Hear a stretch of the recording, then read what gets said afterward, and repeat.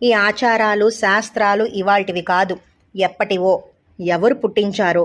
మరి అప్పటికి ఇప్పటికీ కాలం ఎంత మారిపోయింది, మనుషులు ఎంత మారిపోయారు. అవన్నీ ఇప్పుడు ఆచరించడం సాధ్యమేనా?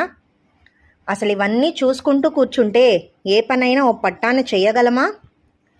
అసలు ఈ కాలం పిల్లలకి అవన్నీ ఎలా తెలుస్తాయి? తెలియాలనుకోవటం మూర్ఖత్వం కాదు, పిచ్చితనం కదూ. పోనీ నీ కూతురికి ఇవన్నీ చెప్పావా? చెప్పినా విని నడుచుకుంటుందన్న నమ్మకం ఉందా? పాపం ఆ పిల్ల నువ్వు ప్రతి దానికి రంధ్రాన్వేషణ చేస్తుంటే నీకెదురు చెప్పలేక, అలాగని పడి ఊరుకోలేక ఎంత కుమిలిపోతుందో గమనించావా? అసలు నీ కళ్ళ ముందు తిరగటానికి ఎంత భయపడిపోతుందో ఆలోచించావా? ఏ క్షణంలో నువ్వేమంటావో తెలియక, ఏ పని మనసు పెట్టి చెయ్యలేక ఎంత సతమతమైపోతుందో ఏమన్నా కనిపెట్టావా? నువ్వు నీ కూతుర్ని ఎలా చూస్తావో దాన్ని అలాగే చూస్తావని నాకు తెలుసు. కానీ